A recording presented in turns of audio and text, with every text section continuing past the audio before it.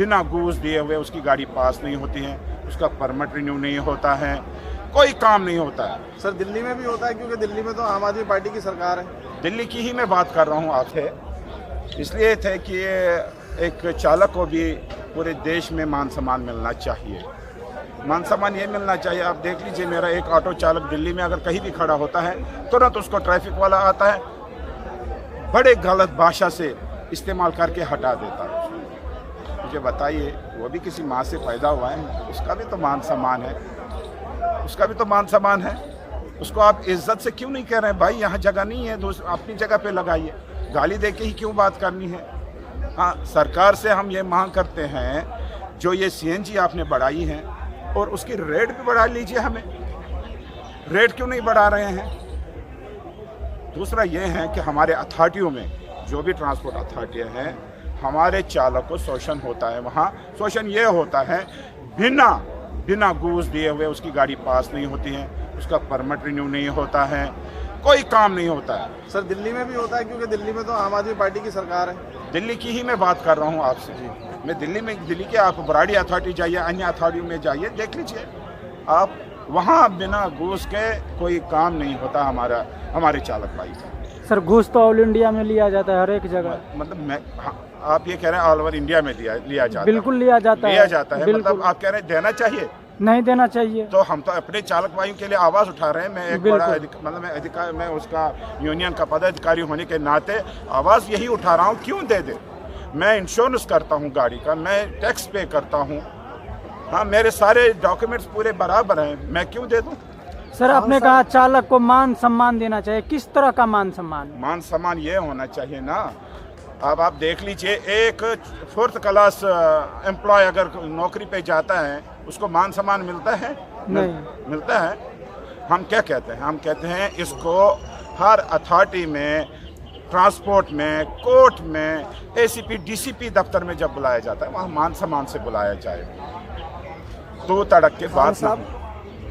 Auto चालकों की एक समस्या नो पार्किंग की देखी जाती है। स्टैंड जो टीपीआर स्टैंड होते हैं, 5 गाड़ी के होते हैं और वहाँ पे कई बार ज़्यादा गाड़ियाँ होती हैं और उनकी व्यवस्था के लिए हिसाब से टीपीआर स्टैंड ही नहीं है दिल्ली में, जिसकी वजह से नो पार्किंग के लगातार चालन होते हैं और बेचारे ऑटो वालों को जगह जगह बेहिसाब बुरी तरह से दुत्कार के भगाया जाता है। उसके बारे में आप क्या कहते हैं? यही देखो, ये मान सम्मान की दुत्कार करके भगाना, यही तो मान सम्मान नहीं है ना। हमें देख लीजिए, ये मांग हम जब से दिल्ली सरकार, केजरीवाल सरकार बनी है, तब से हम लिख के दे रहे हैं, हमें ऑटो चालकों के लिए जगह जगह पार्किंग दे दीजिए, मगर वो आज तक नहीं मिल रही है। अभी मुझे रोज़ फ़ोन आते हैं, रोनी से, उधर से, हमारा ये ऑटो स्टैंड ख़त्म कर दिया, यहाँ मकान बन गया है। क्यों नहीं? जब ये सरकार ने हमसे वादा किया है कि हम हर जगह स्टैंड बनाएंगे, क्यों नहीं दे रहे हैं? अब इंडिया गेट पे स्टैंड की ज़रूरत है, क्यों नहीं दे रहे हैं? कनॉट प्लेस में स्टैंड की ज़रूरत है, क्यों नहीं दे रहे हैं? तो यही मांगे हमारे हैं, यही हम चाह रहे हैं सरकारों से, हमारे को सामान दे दीजिए हमारे चालक को, और जीने का अधिकार दे दीजिए, क्योंकि हम ताज़ा कमाते हैं और ताज़ा खाते हैं। जिस दिन हम बीमार होते हैं उस दिन हम कुछ नहीं कमाते हैं, कोई भी प्रॉब्लम हो, घर में बैठे हुए होते हैं। मुझे ये बताइए, दूसरा मेरी ये मांग है, मेरे चालक का अगर कोई एक्सीडेंट में डेथ होती है, दिल्ली सरकार और केंद्र सरकार 10-10 लाख रुपए उनको फौरी तौर पे दिया जाए, और 60 साल तक अगर ऑटो और टैक्सी चला रहा है मेरा चालक, 60 साल के बाद उसकी भी पेंशन होनी चाहिए, ताकि उसके बच्चे उसको अगर घर से निकालते हैं, ताकि उसका रोज़गार चले।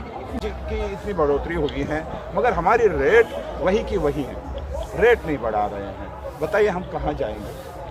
हमारे मतलब चालक की मेंटेनेंस इतनी महंगी हो गई है। सच में मैं आपको क्या कहूँ, जब भी गाड़ी में इंश्योरेंस होता है 8-9 हज़ार रुपये होता है, ऑटो चालक को नहीं होते उसके जेब में, क्या करना पड़ता है? उसको ब्याज पे लेना पड़ता है, फिर वो ब्याज भी देता है तब इंश्योरेंस भरता है, इंश्योरेंस ना करे तो रोड पे चालान हो जाएगा। तो हमारी यही मांगे हैं दिल्ली सरकार से भी, केंद्र सरकार से भी, कि हमारे ऊपर चालक भाइयों के ऊपर, स्वास्थ्य के ऊपर तवज्जो दे दीजिए।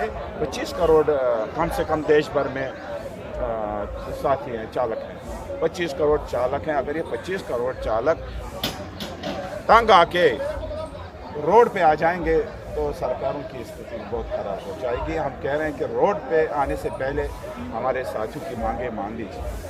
बहुत बहुत शुक्रिया।